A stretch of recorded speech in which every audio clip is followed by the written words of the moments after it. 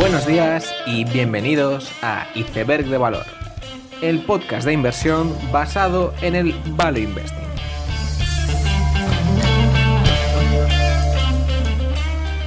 Bienvenidos los seguidores de Henry Ellenbogen, bienvenidos a Iceberg de Valor. En esta tercera semana de febrero, Alstom comunicaba que tenía cerrado el acuerdo para adquirir la división ferroviaria de Bombardier. Por lo tanto, a falta de la aprobación de los órganos europeos, la fusión parece que sí que se va a dar, creando una de las empresas más grandes en el sector ferroviario.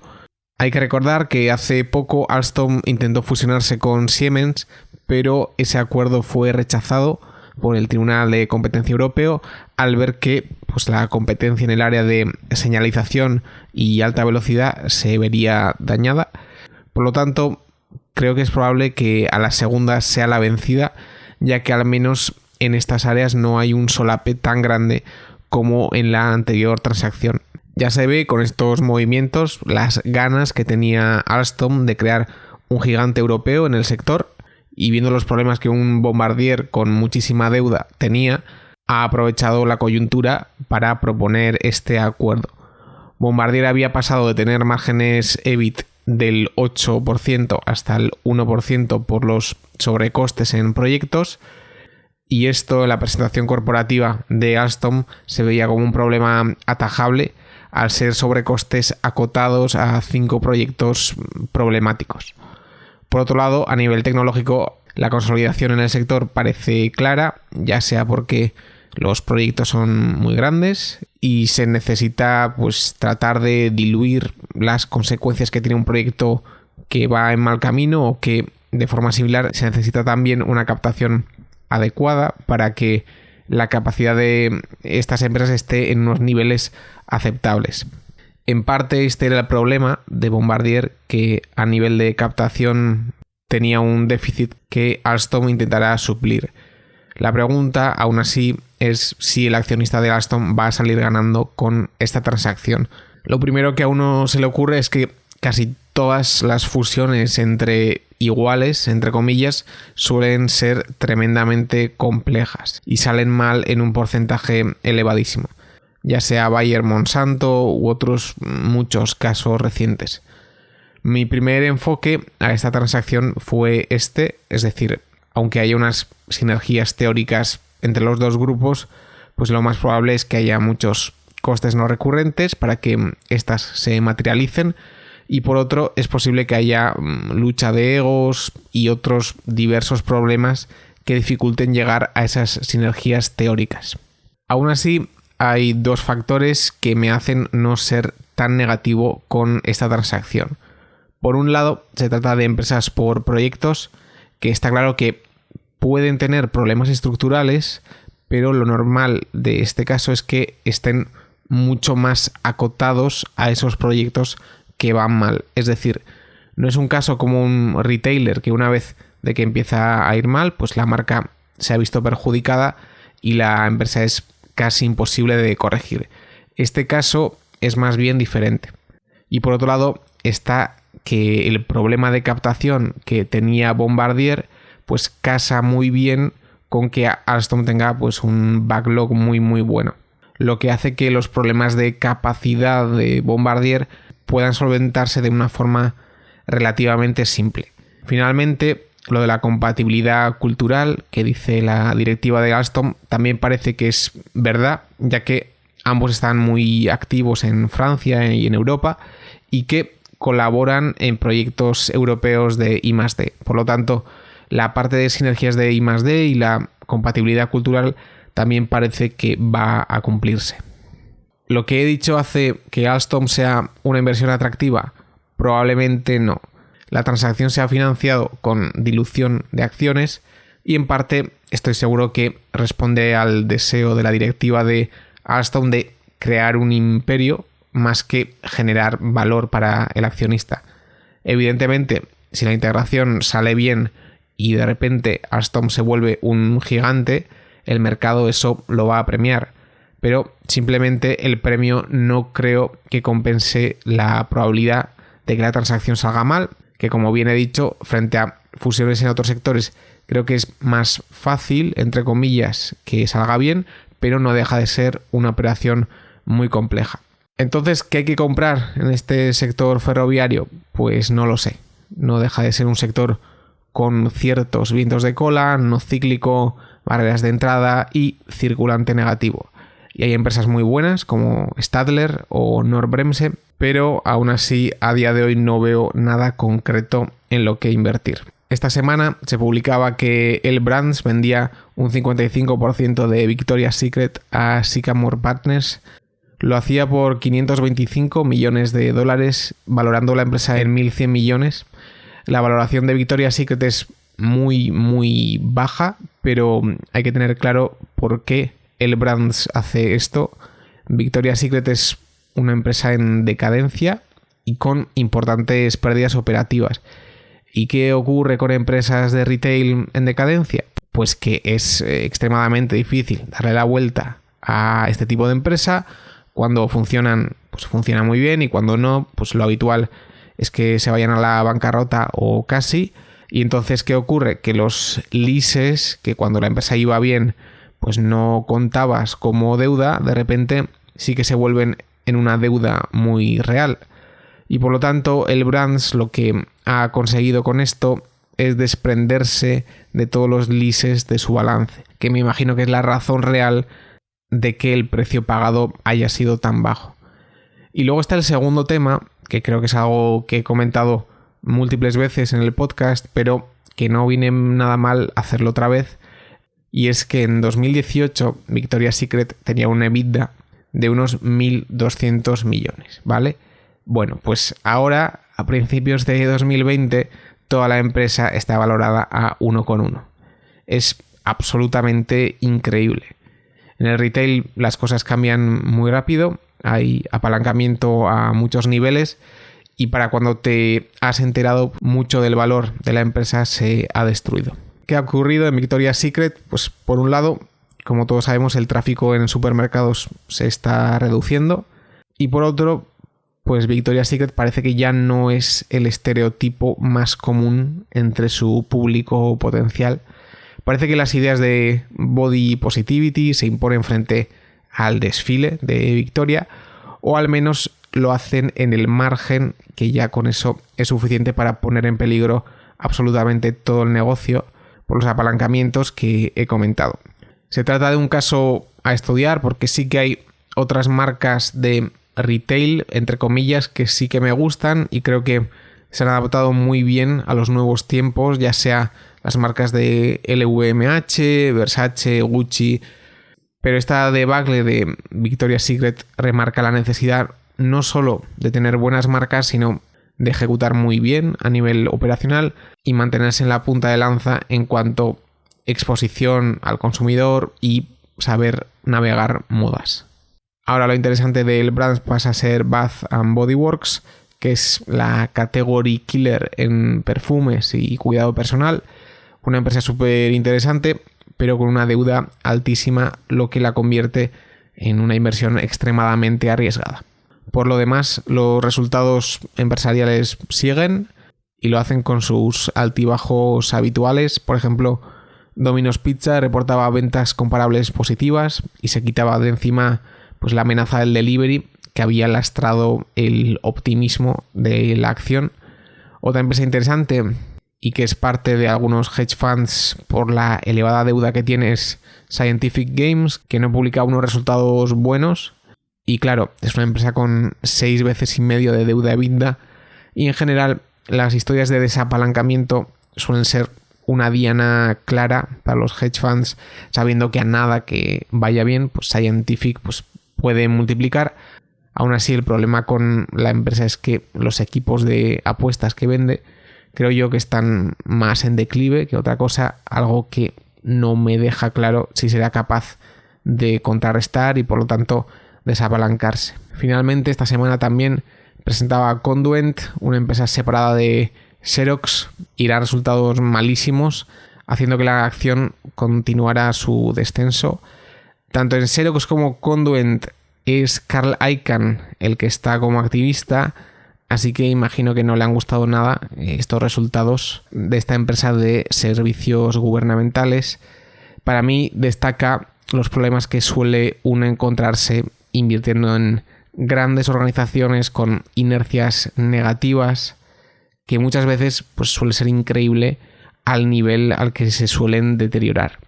Por último, mencionar que esta ha sido una semana más donde el coronavirus ha marcado los titulares de prensa, aunque es verdad que sus consecuencias no se han visto de forma significativa en los mercados cotizados.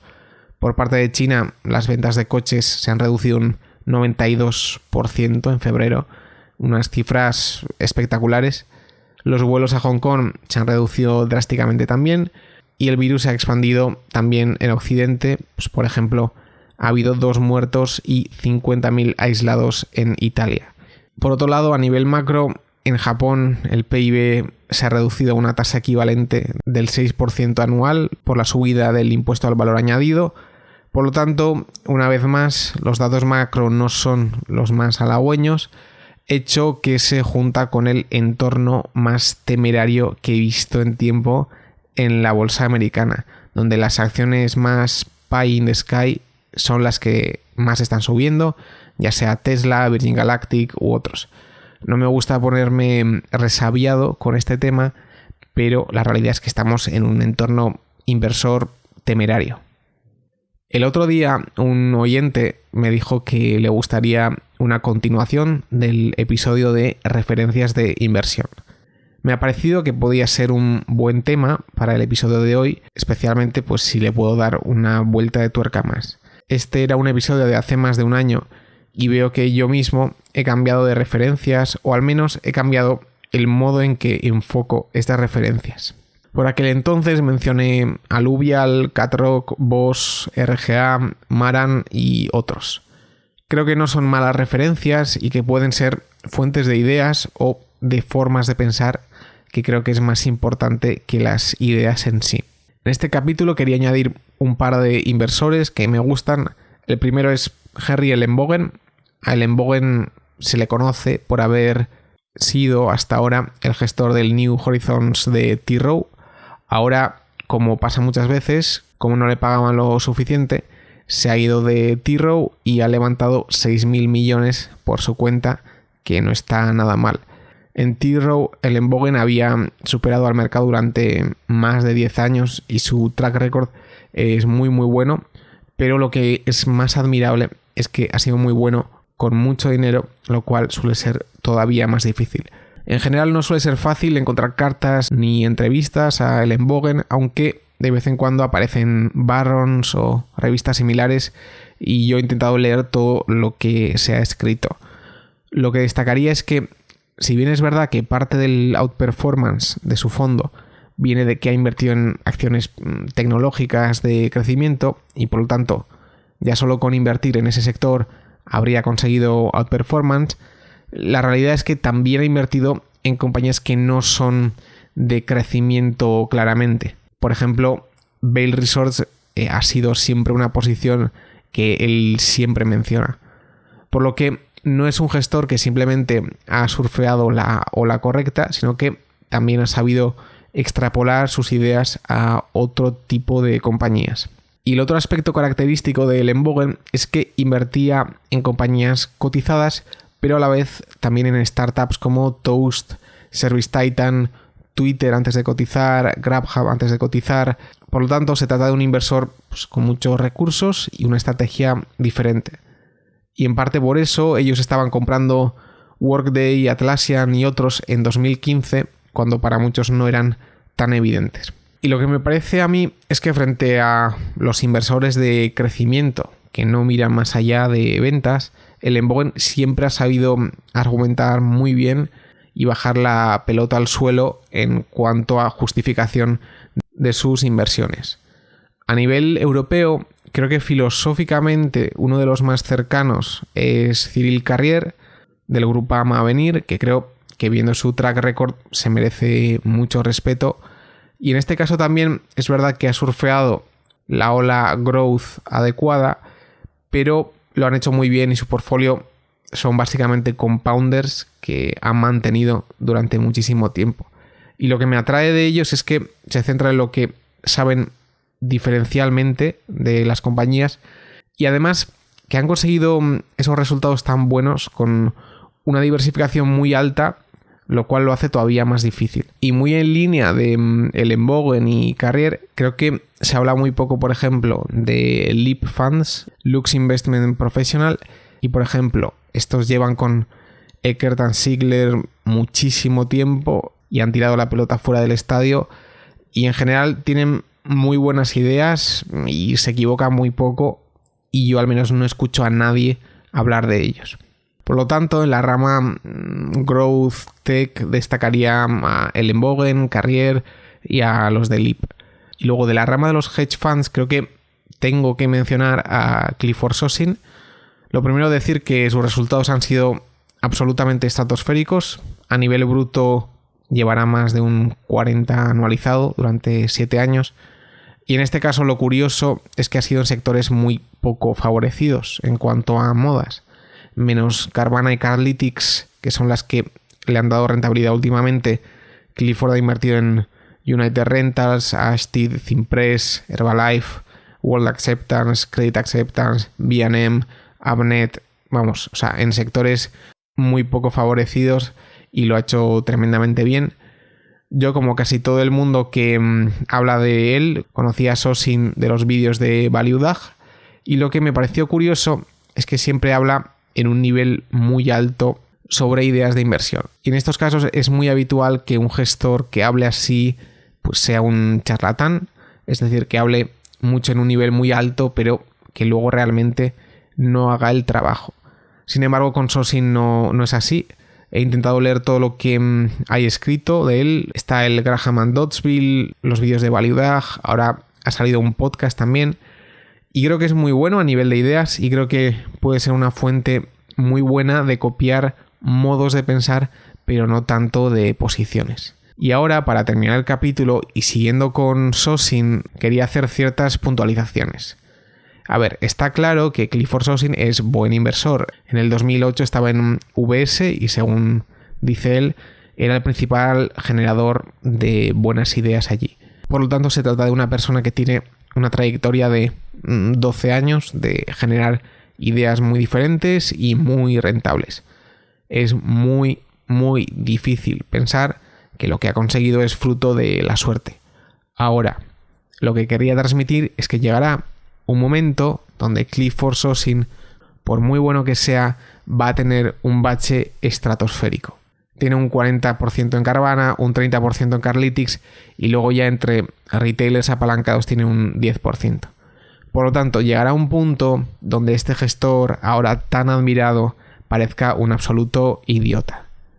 Y esto lo que ilustra es, y básicamente es lo que quiero decir en el episodio, más que mencionar gestores, es que este submundo de la inversión suele atraer un tipo de persona que muchas veces tiende a crear ídolos. La causa de esto pues puede ser muy diferente, ya sea falta de autoestima combinada con que hay gente muy inteligente en el mundo a la que otros no los entienden muy bien del todo, y eso mismo es lo que hace que los mistifiquen, o quién sabe, quizás otros puedan encontrar las causas mejor que yo. Pero sí que es verdad que cuanto menos inteligente es una persona, más tiende a crear ídolos.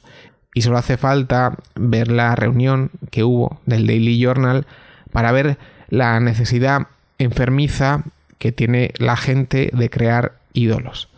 Probablemente, si agregáramos el performance de todos los que asistieron a la reunión del Daily Journal, apostaría a que nos supieran el mercado en varios puntos a largo plazo.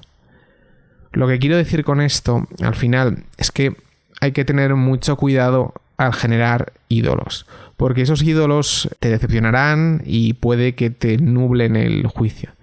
Y que opinar diferente al invertir no se trata de estar en el equipo de Sosin o en el equipo de Munger o Buffett, sino que se trata de intentar aprender a pensar y a opinar. Y con esta idea termino el episodio. Espero que os haya gustado. Nos vemos la siguiente semana y seguid aprendiendo.